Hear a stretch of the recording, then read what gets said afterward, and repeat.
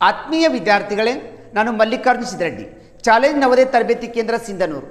ಇವತ್ತು ನಾನು ನಿಮಗೆ ಈ ಸ್ಪರ್ಧಾತ್ಮಕ ಪರೀಕ್ಷೆಯಾಗಿರುವಂಥ ನವೋದಯ ಶಾಲೆಯಲ್ಲಿ ಬರ್ತಿರುವಂಥ ಭಾಷಾಜ್ಞಾನ ವಿಭಾಗದಲ್ಲಿ ಗದ್ಯ ಭಾಗದ ಬಗ್ಗೆ ಇವತ್ತೊಂದು ನಾನು ಒಂದು ವಿಡಿಯೋನ ಕೊಡ್ತಾ ಇದ್ದೀನಿ. ವಿದ್ಯಾರ್ಥಿಗಳು ನನ್ನ ವಿಡಿಯೋವನ್ನು ಪ್ರಾರಂಭದಿಂದ ಕೊನೆಯವರೆಗೆ ಸ್ಕಿಪ್ ಮಾಡದೆ ನೋಡಿದರೆ ನವೋದಯದಲ್ಲಿಯೂ ಕೂಡ ನೀವು ಭಾಷಾಜ್ಞಾನದಲ್ಲಿ ಹೆಚ್ಚು ಅಂಕವನ್ನು ಪಡಲಿಕ್ಕೆ ನನ್ನ ವಿಡಿಯೋಗಳು ನಿಮಗೆ ಸಹಾಯವಾಗ್ತಾಯಿದೆ ಅಂತ ಹೇಳುತ್ತಾ, ಪ್ರತಿ ವರ್ಷವೂ ನಮ್ಮ ಚಾಲೆಂಜ್ ನವೋದಯ ತರಬೇತಿ ಕೇಂದ್ರದಿಂದ ಈ ಪ್ರತಿಭಾವಂತ ವಿದ್ಯಾರ್ಥಿಗಳಿಗೆ ಮತ್ತು ಗ್ರಾಮೀಣ ಪ್ರದೇಶದ ವಿದ್ಯಾರ್ಥಿಗಳಿಗಾಗಿ ನುರಿತ ಅನುಭವ ಹೊಂದಿರುವಂಥ ಕನ್ನಡ ಮಾಧ್ಯಮ ಮತ್ತು ಇಂಗ್ಲೀಷ್ ಮಾಧ್ಯಮದ ವಿದ್ಯಾರ್ಥಿಗಳಿಗಾಗಿ ನಮ್ಮ ತರಬೇತಿ ಕೇಂದ್ರದಿಂದ ಎಲ್ಲ ವಿಷಯಗಳಿಗೆ ಸಂಬಂಧಪಟ್ಟಿರುವಂಥ ವಿಡಿಯೋ ಕ್ಲಾಸನ್ನು ಮತ್ತು ಲೈವ್ ಕ್ಲಾಸನ್ನು ಕೊಡ್ತಾನೆ ಬರ್ತಾಯಿದ್ದೀವಿ. ಈ ಬಾರಿ ನವೋದಯ ಪರೀಕ್ಷೆ ಬರೀತಿರುವಂಥ ವಿದ್ಯಾರ್ಥಿಗಳಿಗಾಗಿ ಈ ಒಂದು ನಮ್ಮ ತರಬೇತಿ ಕೇಂದ್ರದಿಂದ ಪ್ರತಿದಿನ ಲೈವ್ ಕ್ಲಾಸಸ್ಸನ್ನು ಕೊಡುವ ಒಂದು ವ್ಯವಸ್ಥೆ ಮಾಡ್ತಿದ್ದೀನಿ. ಇವತ್ತು ನಾನು ನಿಮಗೆ ಈ ಕನ್ನಡ ಮಾಧ್ಯಮದ ವಿದ್ಯಾರ್ಥಿಗಳಿಗೆ ನಾನು ಭಾಷಾಜ್ಞಾನ ಆದ ವಿಷಯಕ್ಕೆ ಸಂಬಂಧಪಟ್ಟಿರುವಂಥ ಮಾಸ್ಟರ್ ಕ್ಲಾಸ್ 8 ಮಾಡ್ತಿದ್ದೀನಿ. ನನ್ನ ಹಿಂದಿನ ಕ್ಲಾಸನ್ನು ನೋಡಬೇಕಾಗಿತ್ತಂದರೆ ಚಾಲೆಂಜ್ ಕೋಚಿಂಗ್ ಕ್ಲಾಸಸ್ ಸಿಂಧನೂರಿನಲ್ಲಿ ನೀವು ಯೂಟ್ಯೂಬ್ನಲ್ಲಿ ಸರ್ಚ್ ಮಾಡಿದರೆ ಸಾಕಷ್ಟು ವಿಡಿಯೋಗಳು ನಮ್ಮ ತರಬೇತಿ ಕೇಂದ್ರದಲ್ಲಿ ನಿಮಗೆ ಸಿಗ್ತಾ ಇದ್ದಾವೆ. ಓಕೆ ವಿದ್ಯಾರ್ಥಿಗಳೇ, ಹಾಗಾದರೆ ಇವತ್ತು ನಾವು ಭಾಷಾಜ್ಞಾನಕ್ಕೆ ಸಂಬಂಧಪಟ್ಟಿರುವಂಥ ಮಾಸ್ಟರ್ 8 ಕ್ಲಾಸ್ಗಳಲ್ಲಿ ನಾನು ಗದ್ಯ ಭಾಗವನ್ನು ತೆಗೆದುಕೊಳ್ತಾ ಇದ್ದೀನಿ. ಈ ಗದ್ಯ ಭಾಗವು ಒಟ್ಟು ನಿಮಗೆ 25 ಅಂಕದ ಪ್ರಶ್ನೆಗಳಿರ್ತವೆ. ಪ್ರತಿ ವಿದ್ಯಾರ್ಥಿಗಳು ನೀವು ಯಾವ ರೀತಿ ಗದ್ಯ ಭಾಗವನ್ನು ಓದ್ಕೋಬೇಕು, ಯಾವ ರೀತಿ ಪ್ರತಿ ಪ್ರಶ್ನೆಗಳನ್ನು ಉತ್ತರಿಸಬೇಕು ಅನ್ನೋದನ್ನು ನೀವು ತಿಳ್ಕೋಬೇಕಾಗುತ್ತೆ.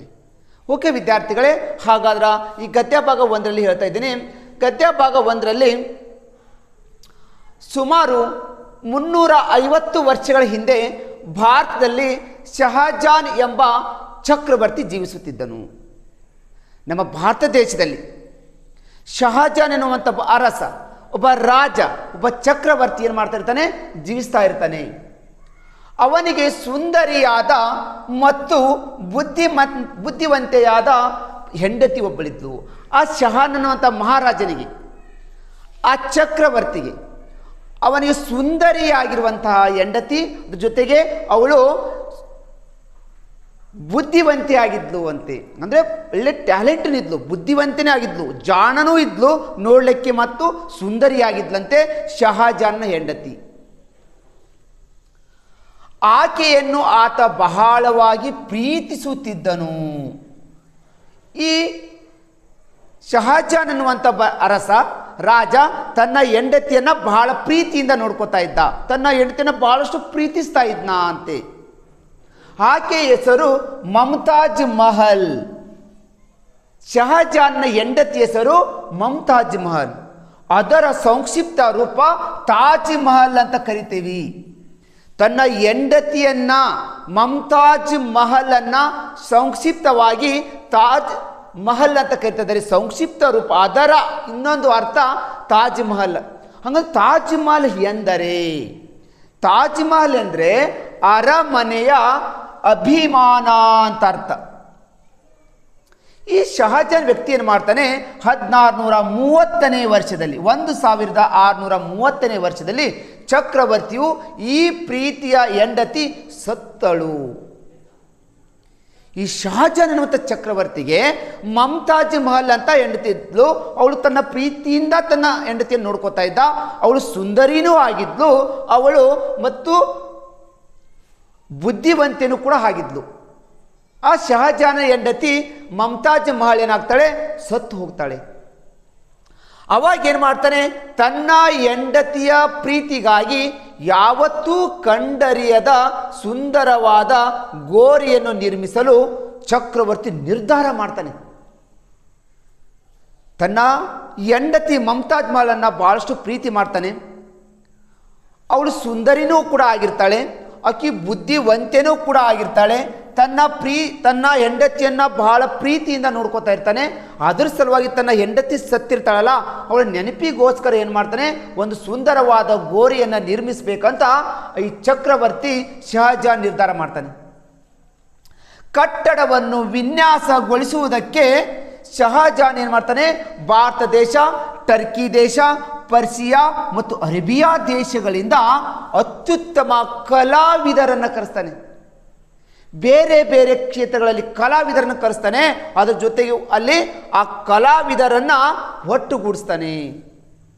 ಬೇರೆ ಬೇರೆ ದೇಶಗಳಿಂದ ತನ್ನ ಹೆಂಡತಿಗೋಸ್ಕರ ಕಟ್ತಾ ಇರುವಂಥ ಗೋರಿಯನ್ನು ನಿರ್ಮಾಣ ಮಾಡಲಿಕ್ಕೆ ಬೇರೆ ಬೇರೆ ದೇಶಗಳಾಗಿರುವಂಥ ಭಾರತ ಇರ್ಬೋದು, ಟರ್ಕಿ ಇರ್ಬೋದು, ಪರ್ಷಿಯಾ ಇರ್ಬೋದು, ಅರೇಬಿಯಾ ದೇಶಗಳಿಂದ ಅತ್ಯುತ್ತಮ ಕಲಾವಿದರನ್ನು ಕರೆಸ್ತಾನೆ. ಭಾರತದಲ್ಲಿಯೇ ಅತ್ಯಧಿಕ ಸುಂದರ ಕಟ್ಟಡವಾದ ತಾಜ್ ಮಹಲನ್ನು ಕಟ್ಟಬೇಕಾಗುತ್ತೆ. ಆ ತಾಜ್ ಮಹಲ್ ನಿರ್ಮಾಣಕ್ಕೆ 20,000ಕ್ಕಿಂತಲೂ ಅಧಿಕ ಮಂದಿ 18 ವರ್ಷಗಳ ಕಾಲ ದುಡಿಬೇಕಾಗುತ್ತೆ. ಚಕ್ರವರ್ತಿಯಾಗಿರುವಂಥ ಶಹಜಾನ್ ತನ್ನ ಹೆಂಡತಿಯನ್ನು ಅತಿ ಹೆಚ್ಚು ಪ್ರೀತಿ ಮಾಡ್ತಾ ಇದ್ದ. ತನ್ನ ಹೆಂಡತಿ ಅತಿ ಬುದ್ಧಿವಂತೆಯೂ ಕೂಡ ಆಗಿದ್ಲು ಮತ್ತು ಸುಂದರಿ ಕೂಡ ಆಗಿದ್ಲು. ಅವಳ ನೆನಪಿಗೋಸ್ಕರ ಒಂದು ಗೋರಿಯನ್ನು ಕಟ್ತಾನೆ. ಆ ಗೋರಿಯನ್ನು ಕಟ್ಟಲಿಕ್ಕೆ ಬೇರೆ ಬೇರೆ ದೇಶಗಳಿಂದ ಕಲಾವಿದರನ್ನು ತರಿಸ್ತಾನೆ. ಆ ಕಲಾವಿದರು ಕೊಟ್ಟು ಜನರು ಕೂಡಿಕೊಂಡು ಆ ಒಂದು ತಾಜ್ ಮಹಲನ್ನು ನಿರ್ಮಾಣ ಮಾಡಬೇಕಾಗುತ್ತೆ. ಅದಕ್ಕೆ 20,000ಕ್ಕಿಂತ ಹೆಚ್ಚು ಮಂದಿ ಆ ತಾಜ್ ಮಹಲದಲ್ಲಿ ಕೆಲಸ ಮಾಡ್ತಾರೆ. ಈ ತಾಜ್ ಮಹಲನ್ನು ಕಟ್ಟಲಿಕ್ಕೆ 18 ವರ್ಷಗಳ ಕಾಲ ಇದಕ್ಕೆ ಬೇಕಾಗ್ತಾ ಹೋಗುತ್ತೆ. ಆತ್ಮೀಯ ವಿದ್ಯಾರ್ಥಿಗಳೇ, ಈ ಥರ ನೀವು ಪ್ರತಿಯೊಂದು ಪ್ಯಾಸೇಜ್ಗಳನ್ನು ನಿರರ್ಗಳವಾಗಿ ಓದೋದನ್ನು ಕಲ್ಕೋಬೇಕು. ಪ್ರತಿಯೊಂದು ವಾಕ್ಯವನ್ನು ಅರ್ಥ ಮಾಡ್ಕೋತ ಹೋಗಬೇಕು. ಪ್ರತಿ ಗದ್ಯ ಭಾಗವನ್ನು ಓದಿದ ಮೇಲೆ, ಅರ್ಥ ಮಾಡಿಕೊಂಡ ಮೇಲೆ ಕೆಳಗಿನ ಪ್ರಶ್ನೆಗಳನ್ನು ನೀವು ಉತ್ತರಿಸಲಿಕ್ಕೆ ಹೋದರೆ ಈಜಿ ಅಂಕ ಸಿಗಲಿಕ್ಕೆ ಸಾಧ್ಯ ಆಗ್ತಾ ಹೋಗುತ್ತೆ. ಇಡೀ ಗದ್ಯ ಭಾಗವು ಎದ್ರ ಬಗ್ಗೆ ಹೇಳ್ತಾ ಇದೆ, ಏನನ್ನು ತಿಳಿಸ್ತಾ ಇದೆ, ಅದನ್ನು ಮಕ್ಕಳು ಸರಿಯಾಗಿ ಅರ್ಥ ಮಾಡಿಕೊಂಡಿದ್ರೆ ಈಸಿಯಾಗಿ ನಾವು ಪ್ರಶ್ನೆ ಉತ್ತರಿಸಲಿಕ್ಕೆ ಸಾಧ್ಯ ಆಗ್ತಾ ಹೋಗುತ್ತೆ. ಹಾಗಾದರೆ ವಿದ್ಯಾರ್ಥಿಗಳೇ, ಇಡೀ ಕಥೆಯನ್ನು ನಾವು ಅರ್ಥ ಮಾಡಿಕೊಂಡಿದ್ದೀವಿ ಅಂತ ತಿಳ್ಕೊತೀವಿ. ಕಥೆಯನ್ನು 1 ಅಥವಾ 2 ಬಾರಿ ಸರಿಯಾಗಿ ಓದಿಕೊಳ್ಳಿ.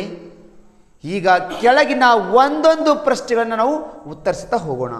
ಹಾಗಾದರೆ ವಿದ್ಯಾರ್ಥಿಗಳೇ, ಮೊದಲನೇ ಪ್ರಶ್ನೆ ಕೊಡ್ತಾ ಇದ್ದೀನಿ. ಪ್ರಶ್ನೆ ಸಂಖ್ಯೆ 1.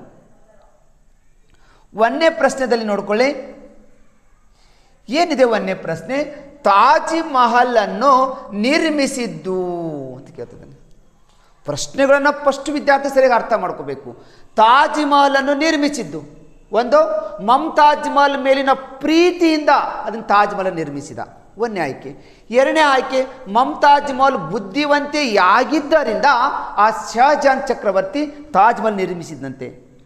ಆಪ್ಷನ್ 3, ಮಮತಾಜ್ ಮಹಲ್ ಸುಂದರಿ ಎಂದು ಜಗತ್ತಿಗೆ ತಿಳಿಯಲಿ ಎಂದು ಆ ಶಹಜಾನ್ ರಾಜ ಈ ಒಂದು ತಾಜ್ ಮಹಲ್ ಕಟ್ಟಿದಂತೆ.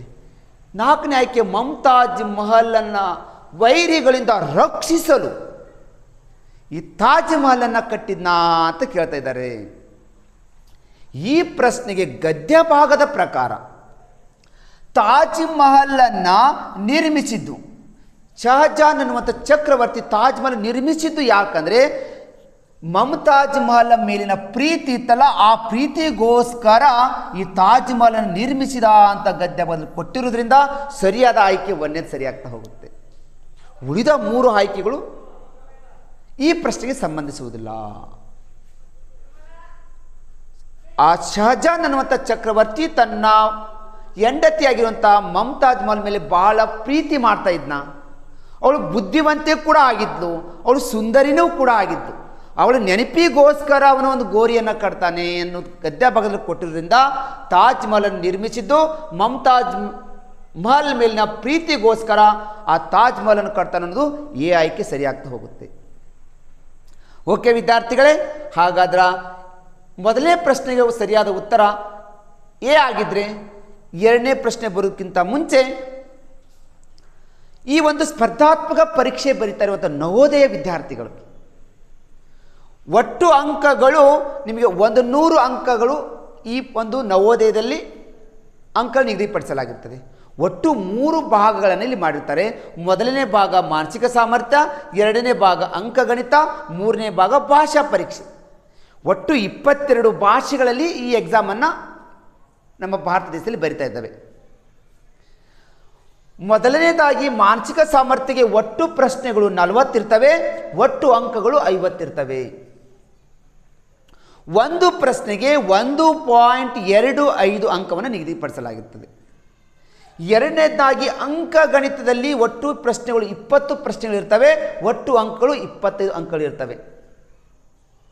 ಮೂರನೇದ್ದು ಭಾಷಾ ಜ್ಞಾನ ಪರೀಕ್ಷೆಯಲ್ಲಿ ಒಟ್ಟು ಪ್ರಶ್ನೆಗಳು 20, ಅಂದರೆ 4 ಗದ್ಯಾಂಶಗಳನ್ನು ಕೊಟ್ಟಿರ್ತಾರೆ, ಪ್ರತಿ ಗದ್ಯಾಂಶಕ್ಕೆ 5 ಪ್ರಶ್ನೆಗಳನ್ನು ಕೊಟ್ಟಿರ್ತಾರೆ,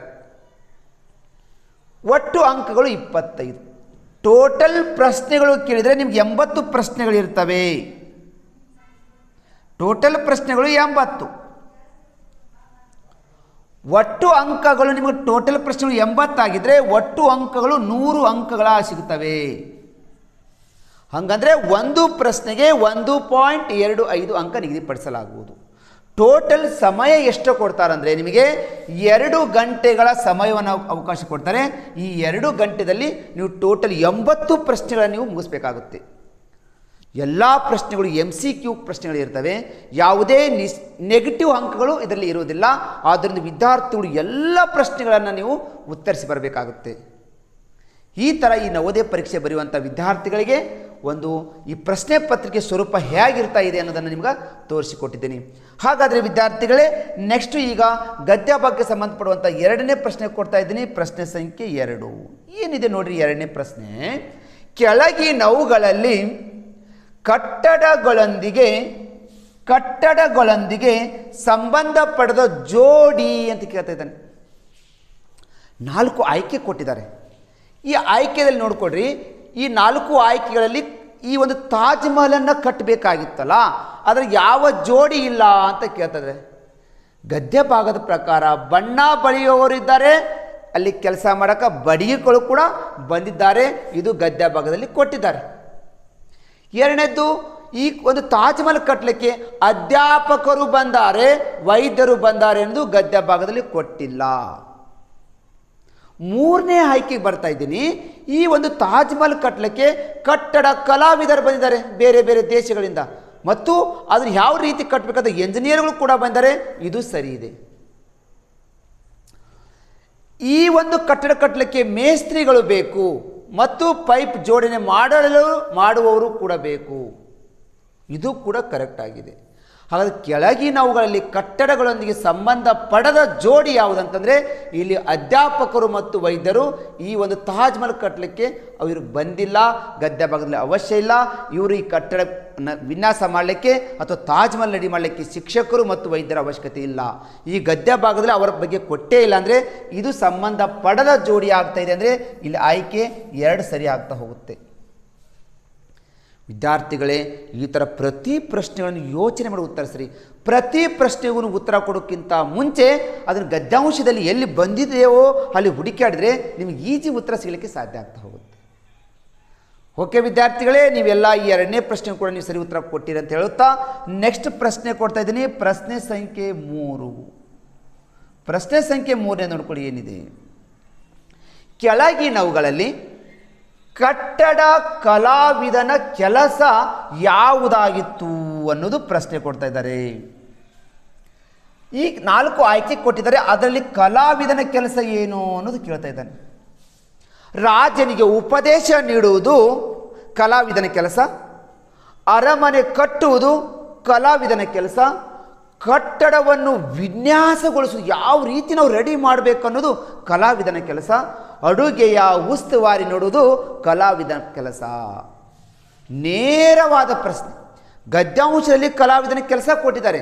ಇಲ್ಲಿ ಗದ್ಯಾಂಶದ ಪ್ರಕಾರ ಆ ಕಲಾವಿದನ ಕೆಲಸ ರಾಜನಿಗೆ ಉಪದೇಶ ನೀಡುವುದು ಅಂತ ಕೊಟ್ಟಿಲ್ಲ, ಇದು ತಪ್ಪು. ಈ ಒಂದು ತಾಜ್ ಮಹಲ್ದಲ್ಲಿ ಕಲಾವಿದನ ಕೆಲಸ ಅರಮನೆಯನ್ನು ಕಟ್ಟುವುದು, ಇದು ಅವನ ಕಲಾವಿದನ ಕೆಲಸ ಅಲ್ಲ. ಈ ತಾಜ್ ಮಹಲ್ದಲ್ಲಿ ಕಲಾವಿದನ ಕೆಲಸ ಕಟ್ಟಡವನ್ನು ವಿನ್ಯಾಸಗೊಳಿಸುವುದು, ಇದು ಸರಿಯಾದ ಉತ್ತರ ಆಗುತ್ತೆ. ಅಡುಗೆಯ ಉಸ್ತುವಾರಿ ನೋಡುವುದು ಕೂಡ ಇದು ತಪ್ಪಾಗ್ತಾ ಇದೆ. ಹಾಗಾದರೆ ವಿದ್ಯಾರ್ಥಿಗಳೇ, ಈ ಗದ್ಯಾಂಶದಲ್ಲಿ ಈ ತಾಜ್ ಮಹಲನ್ನು ಕಟ್ಟಬೇಕಾದ ಸಂದರ್ಭದಲ್ಲಿ ಇಲ್ಲಿ ಕಲಾವಿದನ ಕೆಲಸ ಕಟ್ಟಡವನ್ನು ವಿನ್ಯಾಸಗೊಳಿಸುವುದು, ಇದು ಸರಿ ಆಗ್ತಾ ಇರೋದ್ರಿಂದ ಆಯ್ಕೆ ಸಂಖ್ಯೆ 3 ಸರಿ ಆಗ್ತಾ ಹೋಗುತ್ತೆ. ಓಕೆ ವಿದ್ಯಾರ್ಥಿಗಳೇ, ಈ ಪ್ರಶ್ನೆಯೂ ಕೂಡ ನೀವು ಸರಿ ಉತ್ತರ ಕೊಟ್ಟಿದ್ದೀರಿ ಅನ್ಕೋತಾ ಇದ್ದೀನಿ. ಆತ್ಮೀಯ ವಿದ್ಯಾರ್ಥಿಗಳೇ, ಈ ಥರ ನಾನು ಪ್ರತಿ ಒಂದು ಕ್ಲಾಸಸ್ಗಳನ್ನು ನಿಮಗೆ ಗಣಿತ ಇರ್ಬೋದು, ಭಾಷಾ ಜ್ಞಾನ ಇರ್ಬೋದು, ಮಾನಸಿಕ ಸಾಮರ್ಥ್ಯಕ್ಕೆ ಸಂಬಂಧಪಟ್ಟಿರುವಂಥ ಮೆಂಟಲ್ ಎಬಿಲಿಟಿ ಕ್ಲಾಸನ್ನು ಕೂಡ ಕೊಡ್ತಾನೆ ಬರ್ತೀನಿ. ನನ್ನ ಕ್ಲಾಸಸ್ಗಳು ನಿಮಗೆ ಇಷ್ಟವಾಗಿತ್ತಂದರೆ ನಾನು ಕೇಳ್ತಾ ಇರೋದು ಲೈಕ್ ಬಟನ್ ಒತ್ತಿ, ಕಮೆಂಟ್ ಮಾಡಿ. ಇನ್ನೂ ಯಾರಾದರೂ ನಮ್ಮ ಚಾಲೆಂಜ್ ಕೋಚಿಂಗ್ ಕ್ಲಾಸನ್ನು ಸಬ್ಸ್ಕ್ರೈಬ್ ಆಗಿಲ್ಲ ಅಂದರೆ ಈಗಲೇ ಸಬ್ಸ್ಕ್ರೈಬ್ ಆಗಿರಿ. ಪಕ್ಕದಲ್ಲಿರುತ್ತೆ ಬೆಲ್ ಐಕನ್ ಗಂಟೆ ಒತ್ತಿಬಿಟ್ರೆ ನಾವು ಕೊಡ್ತಾ ಇರುವಂಥ ಕ್ಲಾಸಸ್ಗಳು ನಿಮಗೆ ನಿಮ್ಮ ಮೊಬೈಲ್ದಲ್ಲಿ ಈಸಿಯಾಗಿ ಬರಲಿಕ್ಕೆ ವ್ಯವಸ್ಥೆ ಆಗ್ತವೆ. ದಯವಿಟ್ಟು ಗ್ರಾಮೀಣ ಪರಿಸರ ವಿದ್ಯಾರ್ಥಿಗಳು, ಪ್ರತಿಭಾವಂತ ವಿದ್ಯಾರ್ಥಿಗಳಿಗೆ ನಮ್ಮ ಚಾಲೆಂಜ್ ನವೋದಯ ತರಬೇತಿ ಕೇಂದ್ರದಿಂದ ಕೊಡ್ತಾ ಇರುವಂಥ ಎಲ್ಲ ವಿಷಯದ ವಿಡಿಯೋಗಳು ಅಥವಾ ಆನ್ಲೈನ್ ಕ್ಲಾಸಸ್ಗಳು ನಿಮಗೆ ಸಹಾಯವಾಗ್ತವೆ ಅಂತ ಹೇಳುತ್ತಾ ನೆಕ್ಸ್ಟ್ ಪ್ರಶ್ನೆ ಕೊಡ್ತಾ ಇದ್ದೀನಿ. ಪ್ರಶ್ನೆ ಸಂಖ್ಯೆ 4. 4ನೇ ಪ್ರಶ್ನೆ ಕೊಡೋಕ್ಕಿಂತ ಮುಂಚೆ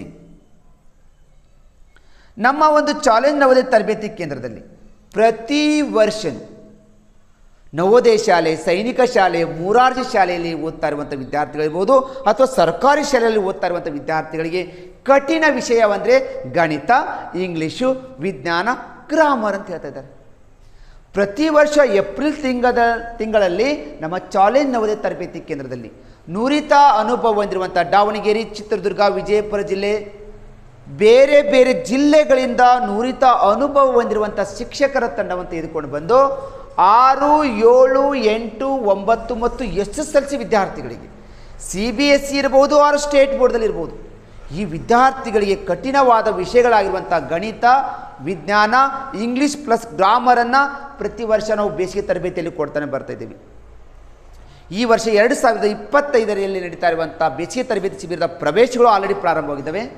ಕೆಲವು ಸೀಟ್ಗಳನ್ನು ತೆಗೆದುಕೊಳ್ಳುವುದರಿಂದ ತರಬೇತಿ ಕೇಂದ್ರಗಳಲ್ಲಿ ಮೂಲ ಸೌಲಭ್ಯ ಹೊಂದಿದ ಒಂದು ತರಬೇತಿ ಕೇಂದ್ರ ಕೂಡ ನಮ್ಮದಾಗಿದೆ.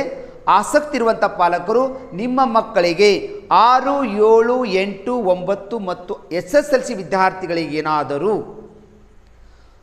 ನೀವು ಈ ಒಂದು ಪ್ರವೇಶವನ್ನು ಪಡ್ಕೋಬೇಕಾಗಿತ್ತು ಅಂದ್ರೆ ನಾವು ನಿಮಗೆ ನಂಬರನ್ನು ಕೊಡ್ತೀವಿ. ಆ ನಂಬರ್ಗಳಿಗೆ ಕರೆ ಮಾಡಿದರೆ ನಿಮ್ಗೆ ಆಲ್ರೆಡಿ ನಾವು ಪ್ರವೇಶಗಳು ಪ್ರಾರಂಭವಾಗಿದ್ದಾವೆ. ಆ ನಂಬರ್ಗಳಿಗೆ ನೀವು ಕರೆ ಮಾಡಬೇಕಾಗುತ್ತೆ. ಯಾರು ಬೇಸಿಗೆ ತರಬೇತಿ ಶಿಬಿರಕ್ಕೆ ನೀವು ಸೇರಿಸಬೇಕು ಅನ್ನಿಸುವಂಥ ಪಾಲಕರಿದ್ದರೆ ಬೇಗನೆ ಪ್ರವೇಶಗಳು ಪ್ರಾರಂಭವಾಗಿವೆ, ಪ್ರವೇಶನ ಪಡ್ಕೊಳ್ಳಿ ಅಂತ ಹೇಳುತ್ತಾ ನೆಕ್ಸ್ಟ್ ಪ್ರಶ್ನೆಯನ್ನು ಕೊಡ್ತಾ ಇದ್ದೀನಿ. ಗದ್ಯಕ್ಕೆ ಸಂಬಂಧಪಡೋದು ಪ್ರಶ್ನೆ ಏನಿದೆ ಅಂದ್ರೆ, ಈ ಗದ್ಯ ಭಾಗದೊಂದಿಗೆ ಸರಿ ಹೊಂದುವ ಹೇಳಿಕೆಯನ್ನು ಗುರುತಿಸಿ. 4 ಆಯ್ಕೆ ಕೊಟ್ಟಿದ್ದಾರೆ, 3 ಆಯ್ಕೆಗಳು ತಪ್ಪಿದಾವಂತೆ, 1 ಆಯ್ಕೆ ಮಾತ್ರ ಸರಿ ಇದೆ. ಸರಿ ಹೊಂದುವ, ಸರಿ ಇರುವ ಹೇಳಿಕೆ ಯಾವುದು ಅಂತ ಹೇಳ್ತಾ ಇದ್ದಾರೆ. 1ನೇ ಆಯ್ಕೆ ಕೊಡ್ತಾನೆ, ಶಹಜಹಾನ್ ತನಗಾಗಿ ಒಂದು ಅರಮನೆಯನ್ನು ಕಟ್ಟಬೇಕೆಂದಿದ್ದಂತೆ. ಗದ್ಯ ಭಾಗದಲ್ಲಿ ಚಕ್ರವರ್ತಿ ಅಂತ ಶಹಜಹಾನ್ ತನಗಾಗಿ ಒಂದು ಅರಮನೆಯನ್ನು ಕಟ್ಟಬೇಕಂತ ಗದ್ಯ ಭಾಗದಲ್ಲಿ ಹೇಳಿಲ್ಲ, ಅಂದರೆ ಇದು ಆಗುವುದಿಲ್ಲ. ಭಾರತದ ಕಲಾವಿದರು ಮತ್ತು ಕಟ್ಟಡ ಕಲಾವಿದರು ತಮಗೆ ಕೆಲಸವನ್ನು ಶಹಜಹಾನನು ಕೇಳಿದ್ದಂತೆ, ಅದಕ್ಕೆ ಸರಿ ಹೊಂದುವ ವಾಕ್ಯ ಅಂತ ಹೇಳ್ತಾ ಇದ್ದಾರೆ. ಇದು ಕೂಡ ತಪ್ಪು. 3ನೇ ಆಯ್ಕೆ, ಅರಮನೆಯ ಅಭಿಮಾನ ಎಂಬುದರ ಅರ್ಥ ಶಹಜಹಾನ್. ಇದು ತಪ್ಪು. ಅರಮನೆಯ ಅಭಿಮಾನ ತಾಜ್ ಮಹಲದ ಅರ್ಥ ಅಂತ ಕೊಟ್ಟಿದ್ದಾನೆ. ಮಮತಾಜ್ ಮಹಲದ ಸಂಕ್ಷಿಪ್ತ ರೂಪ ತಾಜ್ ಮಹಲ್. ತಾಜ್ ಮಹಲ್ದ ಅರ್ಥ ಅವನೇನು ಕೊಟ್ಟಿದ್ದಾನೆ, ಅರಮನೆಯ ಅಭಿಮಾನ ಅಂತ ಕೊಟ್ಟಿದ್ದಾನೆ ಗದ್ಯ ಭಾಗದಲ್ಲಿ ನೀವು ನೋಡಿದಾಗ. ಇದು ಕೂಡ ತಪ್ಪು. ಆದರೆ 4ನೇ ಆಯ್ಕೆ, ಶಹಜಹಾನನು ತನ್ನ ಪ್ರೀತಿಯ ಹೆಂಡತಿಗಾಗಿ ಒಂದು ಗೋರಿಯನ್ನು ನಿರ್ಮಿಸಲು ನಿರ್ಧರಿಸಿದ ಅನ್ನೋದು ಗದ್ಯ ಭಾಗದಲ್ಲಿ ಕೊಟ್ಟಿದ್ದಾನಂದರೆ ಸರಿಯಾದ ಆಯ್ಕೆ ಇಲ್ಲಿ 4 ಸರಿಯಾಗ್ತಕ್ಕ ಹೋಗಲಿಕ್ಕೆ ಸಾಧ್ಯ ಆಗುತ್ತೆ. ಈ ಥರ ವಿದ್ಯಾರ್ಥಿಗಳು ಪ್ರತಿ ಪ್ರಶ್ನೆಗಳನ್ನು ಲಕ್ಷ್ಯಗೊಟ್ಟು ನೀವು ಓದಿಕೊಂಡಿದ್ದೇ ಆಗಿದ್ರೆ ಈಸಿಯಾಗಿ ನೀವು ಹೆಚ್ಚು ಅಂಕವನ್ನು ಪಡಲಿಕ್ಕೆ ಸಾಧ್ಯವಾಗ್ತಾ ಹೋಗುತ್ತೆ. ಇಲ್ಲಿ ಆಯ್ಕೆಗಳಲ್ಲಿ ಯಾವುದು ಆಯ್ಕೆ ಆಗುವುದಿಲ್ಲವೋ ಅದನ್ನು ಫಸ್ಟ್ ತೆಗೆದು ಕಲ್ಕೋಬೇಡಿ. ಇನ್ನು ಉಳಿದದ್ದೇ ಆನ್ಸರ್ ಆಗ್ತಾ ಇದೆ ಅಂತ ನಿಮ್ಗೆ ಗೊತ್ತಾಗ್ತಾ ಹೋಗುತ್ತೆ. ಓಕೆ ವಿದ್ಯಾರ್ಥಿಗಳೇ, ನಿಮಗೆ ಈ 4ನೇ ಪ್ರಶ್ನೆ ಕೂಡ ಚೆನ್ನಾಗಿ ಅರ್ಥ ಆಗಿದೆ ಅಂತ ತಿಳ್ಕೊತಾ ಇದ್ದೀನಿ. ನೆಕ್ಸ್ಟು ಪ್ರಶ್ನೆ ಕೊಡೋಕ್ಕಿಂತ ಮುಂಚೆ ನಮ್ಮ ಚಾಲೆಂಜ್ ನವೋದಯ ತರಬೇತಿ ಕೇಂದ್ರದಲ್ಲಿ ಜನವರಿ 18ರಂದು ನಡೀತಾ ಇರುವಂಥ ಜವಾಹರ್ ನವೋದಯ ಪರೀಕ್ಷೆಗೆ 30 ದಿನದ ಉಚಿತ ಆನ್ಲೈನ್ ಕ್ಲಾಸಸ್ ಆ್ಯಂಡ್ ಯೂಟ್ಯೂಬ್ ಕ್ಲಾಸಸ್ಸನ್ನು ಕೊಡೋದು ವ್ಯವಸ್ಥೆ ಮಾಡಿದ್ದೀವಿ. ಸಾಕಷ್ಟು ಜಿಲ್ಲೆಗಳಿಂದ ಪ್ರತಿಭಾವಂತ ವಿದ್ಯಾರ್ಥಿಗಳು ಮತ್ತು ಗ್ರಾಮೀಣ ಪರಿಸರ ವಿದ್ಯಾರ್ಥಿಗಳಿಂದ ಫೋನ್ ಕರೆ ಬರ್ತಾ ಇದ್ದಾವೆ. ಸರ್ ನಿಮ್ಮ ಚಾಲೆಂಜ್ ನವೋದಯ ತರಬೇತಿ ಕೇಂದ್ರದಿಂದ ಸಾಕಷ್ಟು ವಿಡಿಯೋಗಳನ್ನು ಸಾಕಷ್ಟು ಕ್ಲಾಸನ್ನು ಕೊಡ್ತಾ ಇದ್ದೀರಿ. ಈ ವರ್ಷದ ವಿದ್ಯಾರ್ಥಿಗಳು ಉಚಿತವಾಗಿರುವಂಥ ಒಂದು online classes or YouTube classes ಕೊಡಿ ಅಂತ ಕಾಲ್ ಬಂದಿರೋದ್ರಿಂದ ನಮ್ಮ ತರಬೇತಿ ಕೇಂದ್ರದಿಂದ ಈ ಒಂದು ನಮ್ಮ ಚಾಲೆಂಜ್ ಕೋಚಿಂಗ್ ಕ್ಲಾಸಸ್ ಯೂಟ್ಯೂಬ್ನಲ್ಲಿ ಪ್ರತಿದಿನವೂ ನಾವು ಸಬ್ಜೆಕ್ಟ್ ವಿಷಯ ಇಂಗ್ಲೀಷ್ ಮಾಧ್ಯಮ ಆರ್ ಕನ್ನಡ ಮಾಧ್ಯಮದಲ್ಲಿ ಮೆಂಟಲ್ ಎಬಿಲಿಟಿ ಇರ್ಬೋದು, ಮ್ಯಾಥ್ಸ್ ಇರ್ಬೋದು, ಲ್ಯಾಂಗ್ವೇಜನ್ನು ನಾವು ಉಚಿತವಾಗಿ ಕೊಡಲಿಕ್ಕೆ ವ್ಯವಸ್ಥೆ ಮಾಡಿದ್ದೀವಿ. ದಯವಿಟ್ಟು ಪಾಲಕರು ಮತ್ತು ವಿದ್ಯಾರ್ಥಿಗಳು ನೀವು ಯೂಟ್ಯೂಬ್ನಲ್ಲಿ ಹೋಗಿ ಚಾಲೆಂಜ್ ಕೋಚಿಂಗ್ ಕ್ಲಾಸ್ ಅಂತ ನೀವು ಸರ್ಚ್ ಮಾಡಿದರೆ ಅಲ್ಲಿ ನೀವು ಸಬ್ಸ್ಕ್ರೈಬ್ ಆಗಿ ಪಕ್ಕದಲ್ಲಿರುವಂಥ ಬೆಲ್ ಐಕನ್ ಗಂಟೆ ಒತ್ಕೊಂಡ್ಬಿಟ್ರೆ ನಮ್ಮ ಕ್ಲಾಸಸ್ಗಳು ಕೊಡ್ತಾ ಇರೋದು ನಿಮ್ಗೆ ಉಚಿತವಾಗಿ ಸಿಗ್ತಾ ಇದ್ದಾವೆ. ದಯವಿಟ್ಟು ವಿದ್ಯಾರ್ಥಿಗಳು ನನ್ನ ಕ್ಲಾಸಸ್ಗಳು ನಿಮ್ಗೆ ಉಪಯೋಗ ಆಗ್ತಾ ಇದ್ದರೆ ಈ ಥರ ಬೇರೆ ಬೇರೆ ಗ್ರೂಪ್ಗಳು ಶೇರ್ ಮಾಡಿ ಪ್ರತಿಭಾವಂತ ವಿದ್ಯಾರ್ಥಿಗಳಿಗೆ ಇದನ್ನು ಹೆಲ್ಪ್ ಮಾಡಿರಿ ಅಂತ ಹೇಳುತ್ತಾ ಲಾಸ್ಟ್ ಪ್ರಶ್ನೆ ಕೊಡ್ತಾ ಇದ್ದೀನಿ. ಪ್ರಶ್ನೆ ಸಂಖ್ಯೆ 5ನೇದು ಏನಿದೆ ನೋಡು, ಜನರು ತಾಜ್ ಮಹಲನ್ನು ಹೀಗೆ ಪರಿಗಣಿಸುತ್ತಾರೆ ಅಂತಾರೆ. ಇಡೀ ಗದ್ಯ ಭಾಗವನ್ನು ಓದ್ಕೊಂಡಿದ್ದೇವೆ, ಇಡೀ ಗದ್ಯ ಭಾಗ ತಿರುಳನ್ನು ತಿಳ್ಕೊಂಡಿದ್ದೇವೆ. ಹಾಗಾದರೆ ಜನರು ತಾಜ್ ಮಹಲ್ ಹೀಗೆ ಪರಿಗಣಿಸುತ್ತಾರೆ, ಇದೊಂದು ದೊಡ್ಡ ನದಿ ಅಂತ ಪರಿಗಣಿಸ್ತಾರೆ. ಗದ್ಯ ಭಾಗವನ್ನು ಓದಿದ್ರೆ ಗೊತ್ತಾಗುತ್ತೆ ಇದು ನದಿ ಅಂತ ಪರಿಗಣಿಸೋಕ್ಕೆ ಸಾಧ್ಯನೇ ಇಲ್ಲ, ತಪ್ಪು. ಭಾರತದ ಅತ್ಯಂತ ಸುಂದರವಾದ ಕಟ್ಟಡ ಅನ್ನಬಹುದು. ಹಾಗಾದ್ರೆ 3ನೇ ಕೊಡ್ತೀವಿ, ಬಹಳ ಎತ್ತರವಾದ ಕಟ್ಟಡ ಅಂತ ನಮಗೆ ಪರಿಗಣಿಸ್ಲಿಕ್ಕೆ ಸಾಧ್ಯನೇ ಇಲ್ಲ, ಎತ್ತರವಾಗೈತಿ ಅಂತ ಗೊತ್ತಿಲ್ಲ. ಚಕ್ರವರ್ತಿ ಒಬ್ಬನ ಸ್ಮಾರಕ, ಇದು ಚಕ್ರವರ್ತಿ ರಾಜನ ಸ್ಮಾರಕ ಅಲ್ಲ, ಗೋರಿ ಅಲ್ಲ. ಹಾಗಾದರೆ ಇದು ತಪ್ಪು. ಹಾಗಾದರೆ ಜನರು ತಾಜ್ ಮಹಲನ್ನು ಹೀಗೆ ಪರಿಗಣಿಸ್ತಾರಂತಂದರೆ ಭಾರತದ ಅತ್ಯಂತ ಸುಂದರವಾದ ಕಟ್ಟಡ ಅಂತ ಪರಿಗಣಿಸ್ಬೋದು. ಯಾಕಂದರೆ ಚಕ್ರವರ್ತಿಯಾಗಿರುವಂಥ ಶಹಜಾನನು ತನ್ನ ಹೆಂಡತಿ ಸುಂದರಿಯಾಗಿದ್ಲು, ಬುದ್ಧಿವಂತೆ ಆಗಿದ್ಲು, ಅತಿಯಾಗಿ ಅವಳನ್ನು ಪ್ರೀತಿ ಮಾಡ್ತಿದ್ಲು. ಆದ್ದರಿಂದ ಅವನು ತನ್ನ ಹೆಂಡತಿಯ ಒಂದು ನೆನಪಿಗೋಸ್ಕರ ಈ ಒಂದು ತಾಜ್ ಮಹಲ್ ಕಟ್ಟಿದ್ನ ಅಂತ ಇಡೀ ಕಥೆಯನ್ನು ಹೇಳ್ತಾ ಇದೆ. ಅಂದರೆ ಸರಿಯಾದ ಆಯ್ಕೆ ಇಲ್ಲಿ 2ನೇ ಸರಿ ಆಗ್ತಾ ಹೋಗುತ್ತೆ. ಆತ್ಮೀಯ ವಿದ್ಯಾರ್ಥಿಗಳೇ, ಇವತ್ತು ನಾವು ಒಂದು ಗದ್ಯ ಭಾಗವನ್ನು ಆಯ್ಕೆ ಮಾಡಿಕೊಂಡು ಅದರ ಸಂಪೂರ್ಣವಾದ ವಿವರಣೆಯನ್ನು ಕೊಟ್ಟಿದ್ದೀನಿ ಅಂತ ತಿಳ್ಕೊತಾ ಇದ್ದೀನಿ. ನಮ್ಮ ಚಾಲೆಂಜ್ ನವೋದಯ ತರಬೇತಿ ಕೇಂದ್ರದಿಂದ ನಿಮಗೆ ಉಚಿತವಾಗಿರುವಂಥ ಶಿಕ್ಷಣನೇ ಬೇಕು. ನಮ್ಮ ನಿಮ್ಮ ಮಕ್ಕಳು ನವೋದಯಲ್ಲಿ ಹೆಚ್ಚು ಅಂಕವನ್ನು ಪಡ್ಕೋಬೇಕಾದ್ರೆ ನಮ್ಮ ತರಬೇತಿ ಕೇಂದ್ರದ ಬರ್ತಾ ಇರುವಂಥ ಎಲ್ಲ ಕ್ಲಾಸನ್ನು ನೀವು ನೋಡ್ಕೋಬೇಕಾಗುತ್ತೆ. ಈಗಲೇ ನೀವು ಸಬ್ಸ್ಕ್ರೈಬ್ ಆಗಬೇಕಂದ್ರೆ ನಿಮ್ಮ ಮೊಬೈಲ್ದಲ್ಲಿ ಹೋಗಿ ಯೂಟ್ಯೂಬ್ನಲ್ಲಿ ಹೋಗಬೇಕು. ಯೂಟ್ಯೂಬ್ನಲ್ಲಿ ಹೋಗಿ ಚಾಲೆಂಜ್ ಕೋಚಿಂಗ್ ಕ್ಲಾಸಸ್ ಸಿಂಧನೂರು ಅಂತ ಸರ್ಚ್ ಮಾಡಿಬಿಡಿ. ಅಲ್ಲಿ ಈ ಥರ ನಿಮಗೆ ಸಬ್ಸ್ಕ್ರೈಬರ್ ರೆಡ್ ಕಲರ್ ಕಾಣುತ್ತೆ, ಅದರ ಮೇಲೆ ನೀವು ಬಟನ್ ಹೊತ್ಕೊಂಡ್ಬಿಡ್ಬೇಕು. ಅದ್ರ ಪಕ್ಕದಲ್ಲೇ ಏನಾಗುತ್ತೆ, ಒಂದು ಬೆಲ್ ಐಕನ್ ಗಂಟೆ ಸಿಂಬಲ್ ತೋರಿಸುತ್ತೆ, ಆ ಗಂಟೆ ಮೇಲೆ ಗೊತ್ತುಬಿಟ್ರೆ ನೀವು ನೋಟಿಫೈಡ್ ಆಗ್ತೀರಿ. ನಾವು ಕೊಡ್ತಾ ಇರುವಂಥ ಎಲ್ಲ ಕ್ಲಾಸಸ್ಗಳು ನಿಮಗೆ ಸಿಗ್ತವೆ. ಇನ್ನೂ ಏನಾದರೂ ಈ ಸ್ಪರ್ಧಾತ್ಮಕ ಪರೀಕ್ಷೆಗಳ ಬಗ್ಗೆ, ಉಚಿತ ಕ್ಲಾಸಸ್ಗಳ ಬಗ್ಗೆ ನೀವು ತಿಳ್ಕೊಬೇಕಾಗಿತ್ತಂದರೆ 9449771212 ನಂಬರಿಗೆ ಕರೆ ಮಾಡಿ, ಅಥವಾ 9900206243 ನಂಬರಿಗೆ ಕಾಲ್ ಮಾಡಿದರೆ ಈ ಸ್ಪರ್ಧಾತ್ಮಕ ಪರೀಕ್ಷೆಗಳ ಬಗ್ಗೆ ಇರ್ಬೋದು. ನಮ್ಮ ತರಬೇತಿ ಕೇಂದ್ರದ ಬಗ್ಗೆ ನಿಮ್ಗೆ ಪೂರ್ಣ ಪ್ರಮಾಣದ ನಾವು ಇನ್ಫಾರ್ಮೇಷನ್ ಕೊಡಲಿಕ್ಕೆ ನಾವು ರೆಡಿ ಇದ್ದೇವೆ ಅಂತ ಹೇಳುತ್ತಾ, ಈ ಥರ ಕ್ಲಾಸಸ್ಗಳನ್ನು ನೀವು ಇನ್ನೂ ಯಾರು ಸಬ್ಸ್ಕ್ರೈಬ್ ಆಗಿಲ್ಲೋ ಬೇಗನೆ ಸಬ್ಸ್ಕ್ರೈಬ್ ಆಗಿರಿ. ನಮ್ಮ ಕ್ಲಾಸಸ್ ಇಷ್ಟವಾದರೆ ಲೈಕ್ ಬಟನ್ ಒತ್ತಿ. ನಮ್ಮ ಕ್ಲಾಸಸ್ಗಳು ನಿಮ್ಗೆ ಉಪಯೋಗ ಆಗಿದ್ರೆ ಬೇರೆ ಬೇರೆ ವಿದ್ಯಾರ್ಥಿಗಳ ಗ್ರೂಪ್ಗೆ ಶೇರ್ ಮಾಡಿರಿ ಅಂತ ಹೇಳುತ್ತಾ ಇಲ್ಲಿಗೆ ನನ್ನ ಈ ಕ್ಲಾಸನ್ನು ಮುಗಿಸ್ತಾ ಇದ್ದೀನಿ. ವಂದನೆಗಳು.